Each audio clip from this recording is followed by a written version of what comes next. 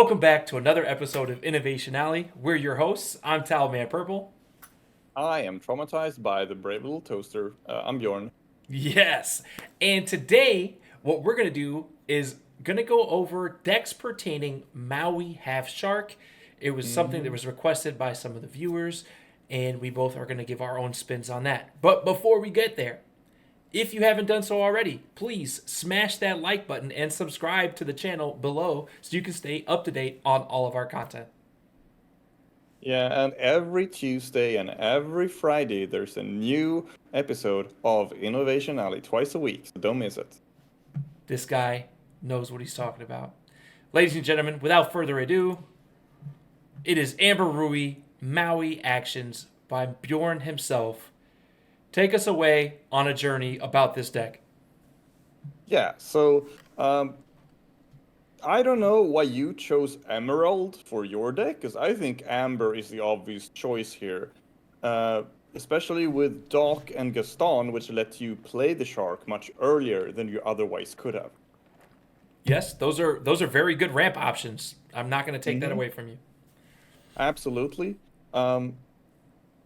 And the actions that we have for Maui are good job, first off. Chosen character gets +1 lore this turn. This is just like, yeah, you pay 1 ink, you get 1 lore when you quest with something, and of course, Maui Shark's ability makes you gain lore too. Yeah, that's awesome. And Thievery is, I guess it's pretty much strictly better. You know, it's just it's better, but it's worth having both of them. Because only costing 1 as an action is amazing with Shark. Chosen opponent loses 1 lore and you gain 1 lore. So that's like, you still get 1 lore, but the opponent also loses 1. So it can really save you if the opponent is like almost 1, but you reduce their lore just by 1, can completely foil their plans and make them go to 19 instead of 20. Yeah, that's awesome. You have Then we have my 8 1-drops that do the same thing. Your favorite action. It's Brawl. Not my favorite, as in, oh, I love this. It's just, I just think it's very, very strong. It is. Yeah, like in Ruby, this is what I usually run if I'm forced to run removal, because it only costs 3 and it's inkable, which is amazing. I mean, it kills Diablo, Ursula, Hiram. It kills character with Ariel 2 or less. Yeah, and a lot of things are 2 or less. And also, if we scroll down to the songs portion, we see that we have a song called Painting the Roses Red. That's also a good one. Chosen character gets -1 strength, which means that Brawl can hit something with 3 strength instead of 2. And it's a song, so you can play it for free, or you can just pay to. It's not a big deal. You get that little effect, which can help you challenge or help you brawl something, and then you also draw a card, which is just great, right? You spent a card, you get a new card. Yeah, that's awesome. So again, it's really, really good with Maui Shark, where you just want to, have as many actions, just cycling themselves as possible. And at the end, we have a Pirate's Life. This is very expensive, but it's Sing Together. Yep. Right, so you can combine people to sing it, or, Maui Shark can just sing it by himself. Like, each opponent loses 2 lore, and you gain 2 lore. And just, it's a Thievery, but double. Well, you gain 3 with the Shark, right? Yeah, exactly. I mean, the Shark also gains you a lore. So instead of questing for 1 with the Shark, you sing Pirate's Life, and then you gain 3 lore instead of 1, and your opponent loses 2 lore as well. So, again, same idea as with Thievery, just that Thievery, is good for just, you can't sing it, but you can play it only for 1, so it's very awesome if you just want to play something for 1 ink. A Pirate's Life is the better card in situations where you actually have people to sing it with. Yep. And we have a lot of characters, actually. We have 40 characters here. It's 40 characters and 20 actions. It's very straightforward. Now, Pluto, Doc, and Gaston are just here to get Shark out faster. Like, that's, it's all it is. It makes get sense. Out Shark faster, and if we don't have a Shark, I guess we could try to, cheat out some other characters, develop a whiteboard. the other early characters we have are the 1-cost Mulan, Mother Gothel, and the 2-cost Mulan. So Mulan and Mother Gothel, they come in with damage, which is good for the Rapunzel we have. Rapunzel being our only real card draw here. Yep. But it's a very good card draw, especially in Ruby, where you will be able to heal a lot of damage. And then we have the big Mulan, of course, since we have 8 small Mulans. And also worth mentioning is that the 2-cost Mulan get more strength every time you play an action, which we will do often in this deck. So a fun combination you can do is to, if you have the 2-cost Mulan out, you play an action or sing a song and she gets boosted, and then you shift the big Mulan on top of her, so the big Mulan is now like 7 and just annihilates everything. Yeah. Because that boost actually stays after you shift. So but, you have it's a you have the 3 characters that are helping you ramp to get where you're going. Then you have the 3 different versions of Mulan, 8 shifting, to help protect your ramp guys from being challenged, because then you get to blow your opponent's board out by challenging with the Mulan. And then you have, obviously, the card that we're building around is Maui. Rapunzel for draw cards. Exactly. And I guess the last card is the other card that is also building around. We have to talk about Tigger. Yeah, we have to talk about Tigger. It's, I think in every Shark deck, you'll find a Tigger, because he's very similar, right? Yeah. Whenever you play an action, this character gets +1 strength, which we probably don't care about, and +1 lore. So while MAUI Shark is obviously better, because you just, you gain the lore straight away, Tigger has the quest, so you can't use Tigger the same turn as you play him, which you can with the Shark, because it gives you a lore count, whilst Tigger simply gains a lore on his card, which only redeems one quest.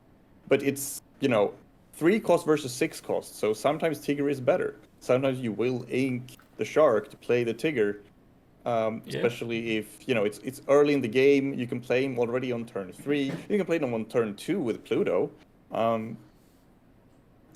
Being evasive means that he can't really be challenged back. But of course, 0 strength means that Ruby shenanigans will sadly take him out. Yeah, this is true. But we do have in here, all of your actions are lower costing outside of Pirate's Life, so it's easy to trigger him multiple times in a turn. Yeah, of course. Yeah, like if you have if you play Tigger on 3 and then on turn 4, I mean, let's say you have you can any 2 of these in combination. Yeah, exactly. You could sing Painting the Roses Red with your 2-drop. Then you could play a Brawl, and then you can play a Thievery. And then you can quest for 4 with a Tigger. Yeah. So he is not to be underestimated.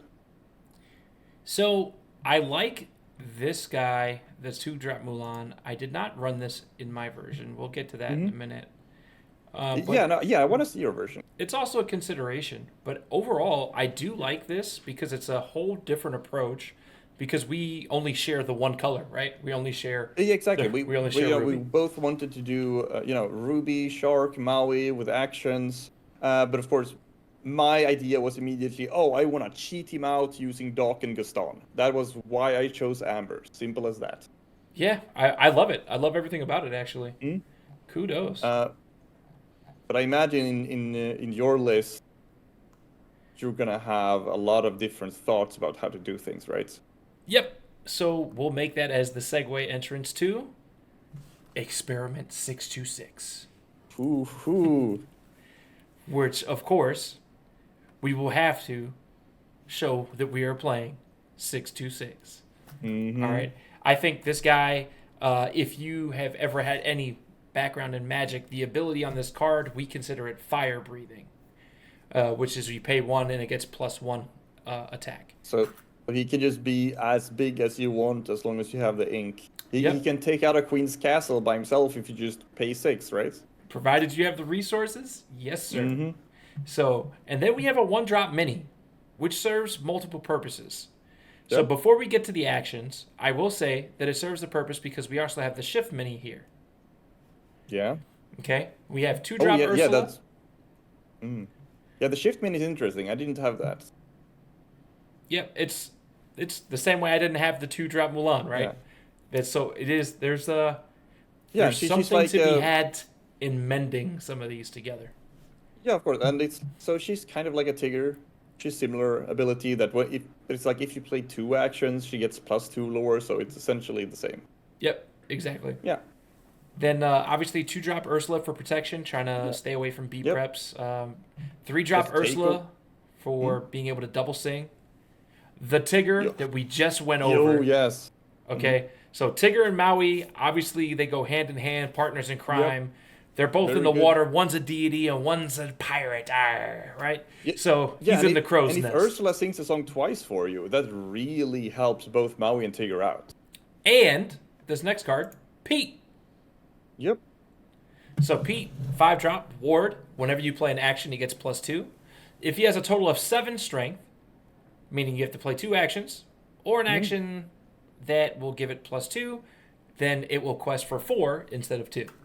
Oh, that's awesome. So you just double sing something with Ursula, and suddenly you get a million lore from Pete and Maui and Tigger and Minnie, and it's just over, right? Like you can maybe like OTK someone. You can. It looks like this they can definitely get 20 lore in a turn. There are possibilities of that taking place. Yes. And let's get to the actions. One cost thievery. You know what that card is. Oh yeah, So saw that. drain a lore, right? They lose 1, we gain 1. Then improvise. It's another 1 cost. Ooh. We give a character +1 attack, and then we also draw a card, so it cantrips. That is super good. Like a 1 cost and it draws you a card. It doesn't even matter what the other ability is, honestly. Right. Then we have 16 songs and 4 airfoil. So first one is I'll Find My Way. It gives a character +2, and then they can move to a location for free, which doesn't have to be relevant here, but the +2 allows that if we just cast it 1 time on a Pete, it will naturally allow it to quest for 4. But if we happen to double sing it with Ursula for some reason, because it's the only thing we have, it will allow all of our cards to get the double trigger. Awesome. Then moving along to the next one, it is Heffalumps and Woozles. So 2 cost song, chosen opposing character can't quest during their next turn, draw a card. Gosh. So it's like the opposite of When Will My Life Begin? Yes, exactly. And we're still drawing the card, right? So replacement effects, they're great. Yeah, it's awesome. Especially when you can double sing with Ursula, drawing a card is just suddenly you draw 2 cards instead. Right. Then strike a good match. Speaking of drawing cards, yeah. Yeah, Speaking of draw drawing 2, cards, we have this thing. discard 1. So good. Awesome. Just cycle through the deck, if you're looking for that shark. And then we have teeth, right? Just some Teeth form and of vision. removal. Try to rid of some pesky threats if they happen to be early game. Between that and 626, I think we're okay with handling some early game stuff. Yeah, because all of your early characters have 3 willpower, so you can just teeth and ambitions on any of yours, and they survive.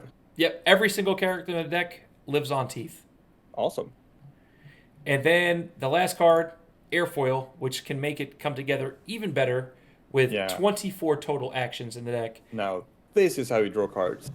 If you have played 2 or more actions in the turn, you can exert the Airfoil and draw a card. It's just crazy. So a lot of draw engine, a lot of ways to combo off if you have pieces that hit the table and just stay. And that is our take on the Shark and the Tigger. Yep. Now, I do think that once again, if we take a look before we get to our exit strategy of the segment, I do like the Mulan, right? Mulan, I guess in essence is Stitch, but somewhat. They kind of serve the same purpose. The minis work with teeth, but you're on the brawl, so that's probably why you didn't get there. You'd rather ramp in, and you exactly. also have my stuff. My stuff is too weak for teeth. Yeah. Yeah, then you also have like the damaged guys for the Rapunzel draw ability. So that way you had some sort of draw effect. So I think your deck is better for dealing with threats on the board. And I think mine is better at drawing cards. Yeah, I think I you think will. I those are the think differences. the airfoil should go crazy with 24 action. Yeah, and half of these actions also draw a card on their own, Oh yeah, for sure. which is awesome. Well, all right. So Well, we have Amber Rui, Maui Actions, and Experiment 626. Both of our takes on Maui Half Shark. We hope that this segment inspires you to try it out or maybe even twist it up your own or make a concoction of both of them and jam them together and see what you can come up with. yeah. Typically, we always say this, and we're going to continue to do so. So it's going to become the standard instead of typical. But please go ahead and leave us a comment in the video and let us know what you think. If there's something you'd like for us to build around, or if you have any input to the decks that we're already talking about, we'd love to hear the feedback, and we'll always reach back out. All right, so we want to thank you once again for coming to another episode of Innovation Alley. We're signing off until the next time. You guys have a great remainder of your day.